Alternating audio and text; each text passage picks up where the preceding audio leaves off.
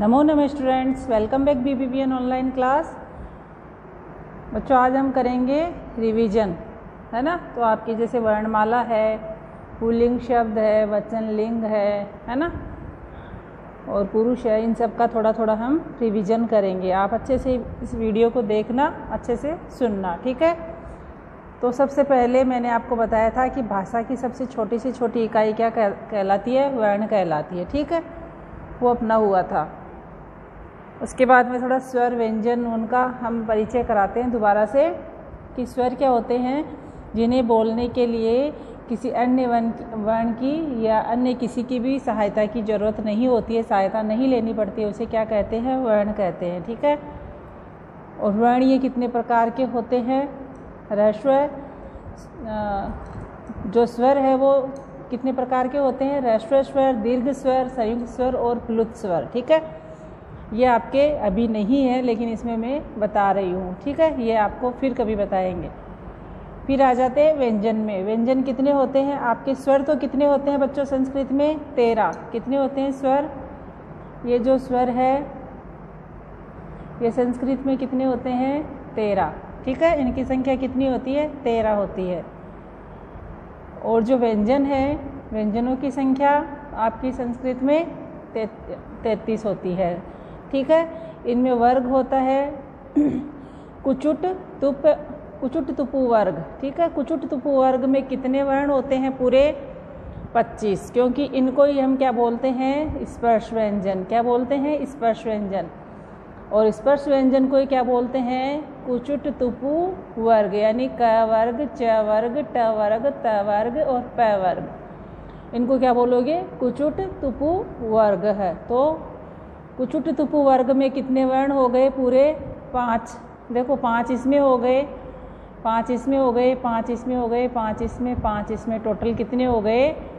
25। कितने हो गए? 25। जो यहाँ लिखा हुआ है स्पर्श व्यंजनानि कितने हैं? 25 है, ठीक है। एक ही बात है, स्पर्श व्यंजन में कितने वर्ण होते हैं? 25 होते हैं। और कुचुट तुपु वर्ग में कितने होते हैं? 25 होते हैं। दोनों की एक ही बात है, ठीक है। फिर है अंतस्थ व्यंजन। कितने होते हैं? 4 होते हैं। अंतस्थ कितने होते हैं? 4 होते हैं। बस आपको ये कितने होते हैं यही ध्यान में रखना है। अंतस्थ कितने होते हैं? 4 होते हैं। ऊष्म कितने होते हैं? 4 होते हैं, ठीक है। अंतस्थ को ध्यान में रखना है। कौन कौन से हैं? य, र, ल, व। और ऊष्म कौन कौन से हैं? श, श, स और है, ये होते हैं, ठीक है। ये आपका है। फिर नेक्स्ट मात्रा ज्ञान हम आपको बता ही दिया कि ये मात्राएं कैसे लगती है। जैसे क हलंत है, उसमें ए की मात्रा ए जुड़ेगा तो क्या हो जाएगा? हलंत हट जाएगा और स्वर युक्त व्यंजन बन जाएगा। जैसे ये क है, इसमें हलंत नहीं लगा हुआ है तो ये स्वर युक्त है या स्वर सहित है। और ये जो हलंत लगा हुआ है ये इसमें स्वर नहीं है, ठीक है।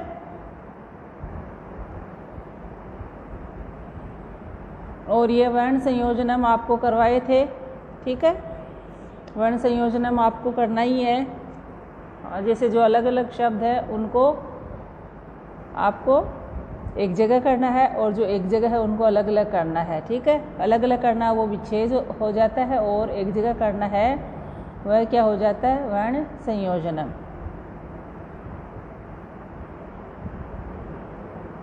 और ये वर्ण विन्यास, यानी वर्ण विन्यास क्या होगा? आपको मैं आपकी फ़ोटो दिखाती हूँ वर्ण संयोजनम की। देखिए 1 मिनट। तो देखिए ये है आपका वर्ण विन्यास, यानी अक्षरों के जो सार्थक समूह को हम वर्णों को जब हम अलग अलग कर देते हैं तो वो क्या हो जाता है? वर्ण विन्यास होता है। लेकिन वो जो समूह है वो सार्थक होना चाहिए, ठीक है। जैसे इसमें अहम जो शब्द है तो इसको अलग अलग कर दिया, अ, ह, अ, म, तो ये क्या बन गया? अलग अलग हो गए, इसका विच्छेद हो गया, तो इसको क्या बोलेंगे? वर्ण विन्यास। तो इन शब्दों का आपको वर्ण विन्यास का एक अलग से जो वीडियो था उसको देखना है आपको। मैं एक जगह आपको करके दिखा रही हूँ, ठीक है ना। ये आपको करना है, ओके। अनल है, अनिल है, आम्रमम, आश्रम, इच्छा, है ना। ये देखिए ईशान है, ऊपरी, उष्ट है, उत्तरम, ऐशा, एतत्, एरावत, औषधि, अंगुष्ठ है, ऋतु, कक्षा। इसमें किसी भी शब्द का आपके वर्ण विन्यास आ सकता है, तो आपको इनको अच्छे से करना है, ठीक है।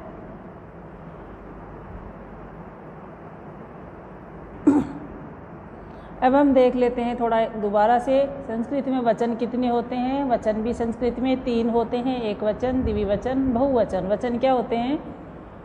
जो संख्याओं का बोध कराते हैं उसे क्या कहते हैं? वचन कहते हैं। तो संस्कृत में वचन कितने होते हैं? 3 होते हैं। कौन कौन से? एक वचन, द्विवचन, बहुवचन। एक वचन कौन सा होता है? जो एक की संख्या का बोध कराता है। द्विवचन जो 2 की संख्याओं का बोध कराते हैं, और बहुवचन जो अनेक संख्याओं का बोध कराते हैं। इसमें लिखा भी गया है संख्या में 1 होने पर एक वचन का, 2 होने पर द्विवचन का तथा 2 से अधिक होने पर बहुवचन का प्रयोग किया जाता है। जैसे एक वचन में एकः बालकः क्रीडति, तो एकः नहीं लिखोगे तो भी पता चल जाएगा कि बालकः से, क्योंकि बालकः किस वचन का रूप है? एक वचन का। और क्रीडति कौन सी क्रिया है? एक वचन की क्रिया है ना, क्रीडति। और द्विवचन की कौन सी होती है? क्रीडतः है। और बहुवचन की क्रीडन्ति। तो अगर एकः नहीं भी लिखा हुआ है तो हमें बालकः और क्रीडति से पता चल जाएगा कि कौन से वचन की है। बालकः क्रीडति यानी एक वचन की है। और द्विवचन का बालकौ क्रीडतः है। द्वौ तो संख्या है, लेकिन संख्या नहीं भी लिखेंगे तो बालकौ यानी द्विवचन का है। बालकः, बालकौ, बालकः। तो इसके वचनों से हमें पता चल जाता है बालकौ कौन से वचन में आता है? द्विवचन में आता है। तो बालकौ का ही पूरा अर्थ क्या निकलता है? 2 बालक क्रीडतः खेल रहे हैं, है ना। बालकाः क्रीडन्ति बहुवचन का रूप है ना। ये तो संख्या इसमें लगा दी है, एकौ, द्वौ, त्रय। ये नहीं लगाए तो भी इनसे वचन का पता चलता है। क्यों चलता है? क्योंकि देखो पहली लाइन में, यहाँ जो पहली लाइन है इसमें लिखा हुआ है बालकः है। क्या लिखा हुआ है? बालकः। दूसरी में बालकौ, और तीसरी में बालकः। तो ये सब किसका है? बालकः, बालकौ, बालकः। एक वचन, द्विवचन, बहुवचन, इनसे ही पता चल जाता है। क्रीडति एक वचन की क्रिया, क्रीडतः द्विवचन की, क्रीडन्ति बहुवचन की क्रिया। तो इनसे हमें पता चल जाएगा। ओके, फिर नेक्स्ट है लिंग। लिंग कितने होते हैं संस्कृत में? लिंग भी कितने होते हैं? 3 होते हैं। कौन कौन से? पुल्लिंग, स्त्रीलिंग और नपुंसकलिंग। कौन कौन से होते हैं? पुल्लिंग, स्त्रीलिंग, नपुंसकलिंग। कितने होते हैं? 3 होते हैं। कौन कौन से? पुल्लिंग, स्त्रीलिंग, नपुंसकलिंग।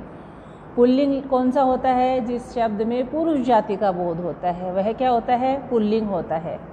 जैसे राम, बालक, है ना, कोई भी है तो उससे राम है, बालक है, अश्व है, जनक है, कृष्ण है, देव है, गणेश है। ये सब में पुरुष जाति का बोध होता है, उसे हम क्या कहते हैं? पुल्लिंग कहते हैं। और उस शब्द के अंत में अकार आता है, अकारांत है। अकारांत शब्द कौन से होते हैं? पुल्लिंग। जिन शब्दों के अंत में अ आता है उन्हें क्या कहते हैं? पुल्लिंग। ठीक है, ये चीज़ भी आपको ध्यान में रखनी है। तो जैसे सह बालकः अस्ति, यह किसका उदाहरण है? पुल्लिंग का। किसका है? सह बालकः अस्ति, पुल्लिंग एक वचन। तौ बालकौ स्तः, पुल्लिंग द्विवचन। ते बालकाः सन्ति, पुल्लिंग बहुवचन। ठीक है। स्त्रीलिंग, स्त्रीलिंग कौन सा होता है? जिस शब्द से स्त्री जाति का बोध होता है उसे हम क्या कहते हैं? स्त्रीलिंग कहते हैं। जैसे रमा, बालिका, लता, वाटिका, है ना, ये सब क्या है? स्त्रीलिंग शब्द। और दूसरे किससे पता चलेगा? आकारांत है। जिसके अंत में आ की ध्वनि आती है, आ आता हो, उसे हम क्या कहते हैं? आकारांत स्त्रीलिंग शब्द। ठीक है। जैसे सा, आ की ध्वनि आई, बालिका, आ की ध्वनि आई, रमा, आ की ध्वनि आई, लता, आ की ध्वनि आई। तो इन सब से कैसे पता चलेगा हमें? क्योंकि इसमें आ रहा है अंत में, तो स्त्रीलिंग शब्द है। तो सा बालिका अस्ति, स्त्रीलिंग एक वचन का उदाहरण है। ते बालिके स्तः किसका उदाहरण है? स्त्रीलिंग द्विवचन का। ताहा बालिका सन्ति किसका उदाहरण है? स्त्रीलिंग बहुवचन का। फिर है नपुंसकलिंग, है ना। नपुंसकलिंग भी क्या होता है? जैसे फलम, गृहम, पुस्तकम, तत् आदि, है ना, जिसमें पुरुष और स्त्री दोनों का ही नहीं होता। एक तीसरा जिसमें आता है और जो अकारांत शब्दों से ही मिलकर बने हुए होते हैं, लेकिन उसमें उसके अंत में क्या जोड़ दिया जाता है? मकार, मैं जोड़ दिया जाता है, मकार जोड़ दिया जाता है। जैसे फल है, फल के अंत में ए की ध्वनि आ रही है तो अकारांत हो गया, तो उसके अंत में मैं जोड़ दिया, मकार जोड़ दिया, तो वो क्या बन गया? नपुंसकलिंग। तो जैसे फलम है, गृहम है, पुस्तकम है, फलकम है, जलम है ना, ऐसे जिन शब्दों के अंत में मैं जुड़ा हुआ हो, मकार हो, वो सब क्या होंगे? नपुंसकलिंग शब्द। नपुंसकलिंग के तीनों वचन कौन से होंगे? जैसे फल का ले लीजिए, फलम, फले, फलानी, पुस्तकम, पुस्तके, पुस्तकानी। तो फलम एक वचन हो गया, फले द्विवचन हो गया, फलानी बहुवचन हो गया, फलानी अनेक फल हो गया, फले दो फल हो गया, फलम एक फल हो गया। तो जैसे तत्फलम अस्ति, तो तत्फलम अस्ति एक वचन का रूप है नपुंसकलिंग का। ते फले स्तः है द्विवचन का है, तानी फलानी संति बहुवचन का है। ठीक है, ये संस्कृत के पुरुष हैं जो आपको अभी इनकी जरूरत नहीं है। ये देख लीजिए पुल्लिंग शब्दों को फिर से देख लीजिए। बालकः, बालकौ, बालकाः। बालकः एक बालक, बालकौ दो बालक, बालकाः अनेक बालक। जैसे आपसे पूछ लिया जाए बालकौ शब्द किसका उदाहरण है, बालकौ में क्या है, तो एक वचन है, द्विवचन है या बहुवचन है, तो आपको क्या बताना है? द्विवचन है। अश्वौ में कौन सा है? द्विवचन है। अश्वः बहुवचन है। इस प्रकार से तो जरूरी नहीं है बालकौ पूछा जाए आपसे, और भी कोई शब्द पूछ लिया जाता है, गजऊ, और भी बहुत सारे जिसकी दो मात्राएं लगी हुई है, तो आपको वो देखना है। ठीक है, स्त्रीलिंग का देख लीजिए। पहले तो तीनों चीज इसकी याद करनी है। जैसे बालक है, बालकौ, बालकाः हो गया, बालक है, बालकौ, बालकाः, एक लाइन याद कर ली तो सारे ऐसे ही बन जाएंगे। अश्व, अश्वौ, अश्वाः, गज, गजौ, गजाः। ठीक है, ऐसे बन जाएंगे। ऐसे स्त्रीलिंग की एक लाइन आपको याद कर लेनी है। बालिका, बालिके, बालिकाः, लता, लते, लताः, वाटिका, वाटिके, वाटिकाः। ऐसे एक लाइन आपको याद कर लेनी है। ऐसे ही आपको नपुंसकलिंग की याद करनी है। फलम, फले, फलानी, पुस्तकम, पुस्तके, पुस्तकानी। एक याद कर लोगे तो सारे वैसे ही बन जाएंगे। तो ये सारी चीज़ें मैंने एक वीडियो में आपको दिखाई है। किस लिए दिखाई है? कि आप इनका रिवीजन कर सकें। ठीक है ना, इनको याद कर लें। ठीक है, तो इनको याद कीजिए आप। Okay, bye, thank you.